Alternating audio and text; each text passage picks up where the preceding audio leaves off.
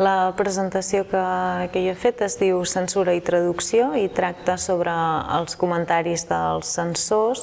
en unes traduccions de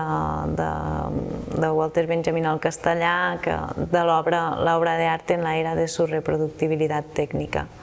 Concretament a la presentació explico com funcionaven els òrgans de censura literària durant el franquisme i exposo el cas concret de dos expedients de censura que hi ha a l'Archivo General de l'Administració relatius a la publicació que es va intentar fer de la traducció d'aquesta obra, l'obra de arte en la era de su reproductibilitat tècnica,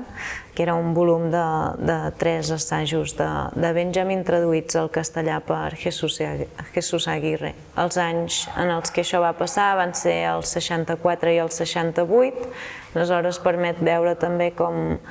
es van presentar censura en dos moments diferents de la història, que la llei aplicada a la censura era diferent. Com a conclusions, les conclusions a les que arribo són més interrogants que no pas conclusions. Amb aquesta presentació, amb aquest treball, el que es veu és que encara hi ha molts fils que es podien estirar, hi ha moltes incògnites al mig de per què va passar el que va passar, quines persones implicades hi havia, la complexitat de tot el procés de publicació durant el franquisme.